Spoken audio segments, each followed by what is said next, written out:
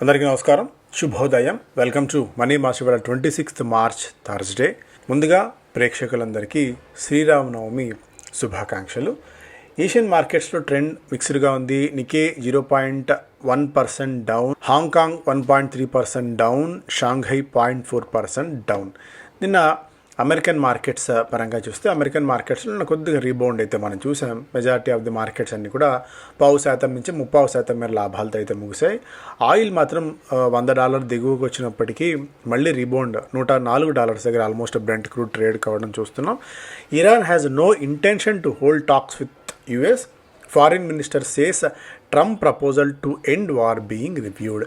So యుద్ధాన్ని ఆపివేసే ఆలోచన మీద రివ్యూ చేస్తున్నాం, కానీ డొనాల్డ్ ట్రంప్ చెప్తున్నట్టు ఆయనతో చర్చలు జరిపే ఆలోచన ఏది తమకు లేదు అన్నట్టుగా కూడా ఇరాన్ అయితే స్పష్టం ఎక్కడ బ్రేక్ పడుతుంది, దీనికి యుద్ధం సమసిపోయింది, సీజ్ ఫైర్ ఉంది అని చెప్పి యుఎస్ చెప్తున్నప్పటికీ అక్కడక్కడ సంఘటనలు అయితే జరుగుతూనే ఉన్నాయి. ఇది నిజంగా వీళ్ళు ఆపుతారా లేదా? స్ట్రెయిట్ ఆఫ్ హర్మూజ్ని వాళ్ళ ఫ్రెండ్లీ నేషన్స్ అయిన రష్యా, చైనా, ఇరాక్, ఇండియా ఇలా ఈ దేశాలకు ఓపెన్ చేసినట్టు స్ట్రెయిట్ ఆఫ్ హర్మూజ్ విషయంలో ఇరాన్ అయితే చెప్పింది. మనలాంటి కంట్రీస్కి ఇది కొద్దిగా పాజిటివ్ అని తాత్కాలికంగా ఇప్పుడు అనిపిస్తున్నప్పటికీ కూడా ఇది నిజంగా ఇది ఎంతకాలం పాటు ఉంటుంది అన్నదే అనుమానంగా ఉంది. ఎందుకంటే డొనాల్డ్ ట్రంప్ అంత ఈజీగా ఊరుకునే మనిషి అయితే కాదు. ఇవాళతో 5 రోజుల గడువు ఏదైతే ఉందో అది పూర్తవుతుందో, గడువు పూర్తయిన తర్వాత రేపు ఆ గడువు పూర్తయిపోయిన తర్వాత గ్రౌండ్ ఫోర్స్ని సిద్ధం చేసుకోవడానికి కూడా రెడీగా ఉన్నారు అన్న వార్తలు అయితే ఉన్నాయి. సో ఇవన్నీ చాలా ఇఫ్స్ అండ్ బట్స్ అయితే ఉన్నాయి. సో ఇవాళ మన మార్కెట్స్ సెలవు తీసుకున్న సందర్భంగా శ్రీరామనవమి కోసం రేపు మన మార్కెట్స్లో ఇవాళ ఎఫెక్ట్ కూడా రేపు మన మార్కెట్స్ క్యారీ చేసే అవకాశం ఉంటుంది. అందుకే మొన్న ఎవరన్నా నిన్న ఓవర్ నైట్ పొజిషన్స్ తీసుకుంటే రిస్క్ అయితే ఉంటుంది ఆప్షన్స్ ట్రేడ్ చేసే వాళ్ళకి. ఈ విషయంలో సిల్వర్ $72 దగ్గర, గోల్డ్ $4,500 పైన అయితే ట్రేడ్ అవుతుంది. క్రిప్టో కరెన్సీస్లో బిట్కాయిన్ $70,000 మార్క్ పైన అయితే కొనసాగుతుంది. Wall Street lifts recession bets as Iran war stokes inflation and growth risks.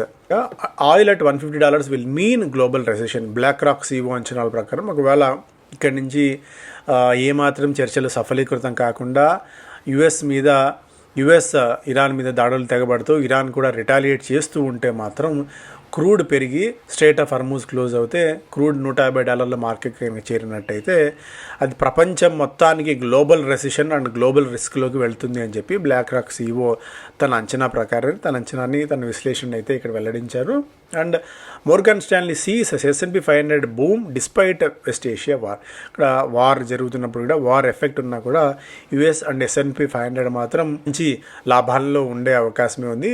3 నెలల్లో ప్రాఫిట్స్ మే గ్రో 12% అన్నట్టుగా కూడా తన అంచనాని ఇక్కడ మోర్గాన్ స్టాన్లీ అయితే చెప్తోంది.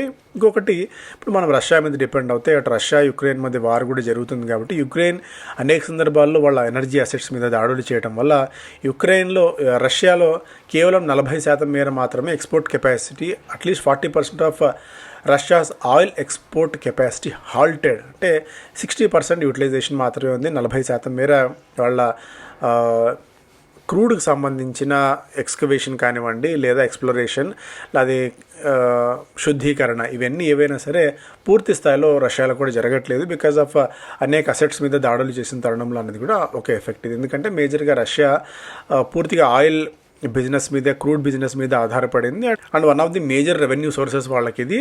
Russia's oil output is one of the main sources of revenue. దాదాపుగా నేషనల్ బడ్జెట్ అండ్ ఈ central to the $2.6 trillion economy విషయంలో ఇది మెజారిటీ ఆఫ్ ది రెవెన్యూ ఇక్కడి నుంచి వస్తుంది. కాబట్టి అది యుక్రెయిన్ వీళ్ళ మీద దాడులు చేసిన తరుణంలో రష్యా కూడా ఎఫెక్ట్ ఎదుర్కొంటుంది. అంటే మన ఫుల్ లెంత్ ప్రపంచం నుంచి ఒకేసారిగా ఆర్డర్స్ వచ్చినా కూడా రష్యా సర్వ్ చేయలేని పరిస్థితి అనేది ఓవరాల్గా ఈ స్టోరీ సారాంశంగా ఇక్కడ చూడాలి. Bulls reclaim A third of territory last in war. 2 రోజుల వరుస లాభాల నేపథ్యంలో మార్కెట్ దాదాపు 16 లక్షల కోట్ల రూపాయల వరకు రికవరీ అయితే చేసుకుంది. Makes most of pause in west Asia నేపథ్యంలో. ఎందుకంటే వరుసగా 2 రోజులు బుల్స్ గట్టి పట్టుతో మార్కెట్స్ని పైకి లాక్కెళ్లారు. Indian industries zoom up again gain 1.6% అన్నట్టుగా కూడా ఇక్కడ చూడవచ్చు. Elsewhere in China, Asia, Japan, China advanced 1.3, Japan 2.9, Hong Kong 1.1, South Korea 1.6, Taiwan 2.5% మేర లాభపడడం అయితే ఇక్కడ మనం గమనించవచ్చు. సో మళ్ళీ మార్కెట్స్ అయితే ఒక గట్టి పట్టుని కొనసాగించాయి. బట్ ఈ రోజు రేపు జరిగే ఎఫెక్ట్స్ అన్నీ కూడా మళ్ళీ మార్కెట్స్ని పైకి తీసుకెళ్తాయి, కిందికి తీసుకెళ్తాయి అన్నది చూడాలి. బట్ యాజ్ ఆఫ్ నౌ అయితే ఈ లాభాలు ఎలాగే కొనసాగుతాయి అన్నది అయితే అనుకోవట్లేదు. పూర్తిగా అక్కడి ఎఫెక్ట్ మన మార్కెట్స్ మీద గట్టిగా ఉండబోతోంది. Centre locks into chat and social media child lock. So 16 సంవత్సరాల లోపు పిల్లలకి పూర్తిగా సోషల్ మీడియా అనేదే లేకుండా చేయడానికి ప్రభుత్వం ప్రయత్నాలు చేస్తుంది. Addiction and harmful content issues మేజర్గా ఒక జనరేషన్ పూర్తిగా నాశనం అయిపోతుందన్న పదం చాలా పెద్ద పదం అయిండొచ్చేమో, కానీ అడిక్షన్ ఈవెన్ మా ఇంట్లో అయినా అంతే, అడిక్షన్ అనేది వాళ్ళకి కూడా చాలా చిన్న పదం అయిపోతుంది. సో అలాంటి పరిస్థితుల్లో సెంట్రల్ గవర్నమెంట్ డెసిషన్ తీసుకోవడం అనేది నిజంగా ఒక మేజర్ అండ్ మంచి నిర్ణయం. కాకపోతే ఇంప్లిమెంటేషన్ అనేది ఎలా సాధ్యపడుతుంది అనేది కూడా ఇక్కడ గమనించాలి. Investors may offload 252 million shares in Jio platforms IPO. Each will pare 8 to 8.5% stake through offer for sale. Regional air connectivity gets 6x thrust with 228 almost 29,000 crores pars. ఇక్కడ రీజనల్ ఎయిర్ కనెక్టివిటీ పెంచడానికి ఉడాన్కి నిధులు మరింతగా నిధులు పెంచడం, అలాగే ఇక్కడ మార్క్వీ ఇన్వెస్టర్స్ అయిన meta, Google, GATPG, Abu Dhabi investment authority ఇలాంటి కంపెనీస్కి అన్నిటికీ కూడా వీళ్ళు బయటకు వచ్చేందుకు ఎగ్జిట్ రూట్ కోసం IPO సిద్ధమవుతుంది. ఆఫర్ ఫర్ సేల్ ద్వారా ఈ కంపెనీస్ అన్ని కూడా లాభాలు తీసుకొని బయటకు వచ్చేందుకు స్కోప్ అయితే ఉంది. Bain launches open offer for 26% in మనప్పురంలో మరొక 20% వాటా కొనుగోలు చేసేందుకు బెయిన్ ఓపెన్ ఆఫర్ ఇవ్వబోతోంది. 236 rupees per share offer may raise its holding to 41% అన్నట్టుగా కూడా ఇక్కడ డేటా చూస్తున్నాము.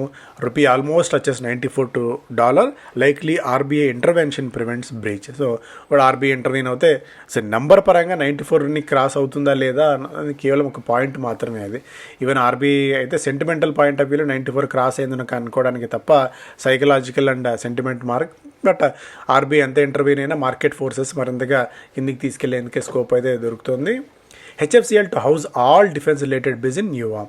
సో డిఫెన్స్ క్యాపబిలిటీస్ అన్నిటి కూడా ఒక కొత్త సబ్సిడరీని ఏర్పాటు చేసి HFCL అడ్వాన్స్ సిస్టమ్స్ అన్న పేరుతో ఆ గొడుగు కింద ఈ వ్యాపారాలన్నీ కూడా అక్కడికి తీసుకెళ్లబోతున్నట్టు కంపెనీ చెప్తుంది. The combined entity will debut with an order book of 1680 crores driven by confirmed export order of 1570 crores alongside 110 crore in domestic orders అంటే కూడా కంపెనీ అయితే చెప్తుంది. HFCL no LPG cylinders for households in areas are pipe gas. So pipe gas network ఉండి అక్కడ వాళ్ళు ఇంకా ఈ LPG సిలిండర్లు వాడుతుంటే వాళ్ళకి LPG సిలిండర్లని ఇవ్వకూడదు, రాబోయే 3 నెలల గడువు విధించని చెప్పి గవర్నమెంట్ భావిస్తుంది. పైప్డ్ న్యాచురల్ గ్యాస్, దీని ద్వారా ఖర్చులు చాలా తక్కువ ఉంటుంది, ఈజీ ప్రాసెస్ ఉంటుంది. దీనివల్ల PNGని డొమెస్టిక్ PNGని మరింతగా సిటీ గ్యాస్ డిస్ట్రిబ్యూషన్ నెట్వర్క్ని మరింతగా పటిష్టం చేయడానికి ప్రభుత్వం ఆలోచిస్తుంది. ఇప్పుడున్న ఈ ఎఫెక్ట్ భవిష్యత్తులో మరింతగా ఇబ్బందులు ఎదుర్కోవడానికి సిలిండర్ల యూసేజ్ని తగ్గించడానికి పైపుడ్ గ్యాస్ ద్వారా గ్యాస్ ఇచ్చే క్రమంలో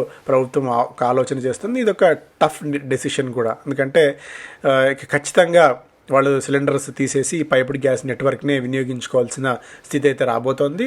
pain killer antibiotic prices set for marginal increase starting April 1st. Government 0.6% మేర ధరలు పెంచుకునేందుకు హైక్ ఫర్ 1000 ఎసెన్షియల్ మెడిసిన్స్ని అనుమతి ఇచ్చిన తరుణంలో ఇదొక అప్డేట్. అండ్ గ్రాన్యూల్స్ లాంటి స్టాక్స్ మనం చూస్తున్నాం. నిన్నే పారాసెటమాల్ గురించి మాట్లాడుకున్నాం. గ్రాన్యూల్స్లో చాలా స్ట్రాంగ్ గెయిన్స్, ఆల్మోస్ట్ 18 నెలల గరిష్ట స్థాయికి స్టాక్ చేరింది. ఈ ఇయర్లో 24% మేర స్టాక్ పెరిగింది. $640 మార్క్ని ఇక్కడికి చేరుకోవడం అయితే చూస్తున్నాం. Summer sales plans of beverage and AC makers run into rough weather. ఒకటి కొన్ని ప్రాంతాల్లో స్టిల్ ఇంకా వర్షాలు నమోదవుతూనే ఉన్నాయి. 2 వార్-లెడ్ ఇన్ఫ్లేషన్ ఒకటి కంపెనీస్ మీద పడుతోంది. దీంతో ఖర్చులు తగ్గించుకుని నియంత్రణలో పెట్టుకొని అడ్వర్టైజ్మెంట్స్ కానీ వీటిని ప్రమోషనల్ ఆఫర్స్ని తగ్గించి కంపెనీలు ప్రయత్నాలు చేస్తున్నాయి. ఇక్కడ మేజర్ సీజన్ ఇది. లాస్ట్ సీజన్ అంతా కూడా వాష్ అవుట్ అయిపోయింది. ఈ సీజన్ మీదే కంపెనీస్ అన్ని కూడా ఫోకస్ అయితే పెట్టుకుని ఉన్నాయి. సూలా విన్యార్డ్స్ చందాన్స్ నాసిక్ ఫెసిలిటీని వీళ్ళు కొనుగోలు చేయబోతున్నారు.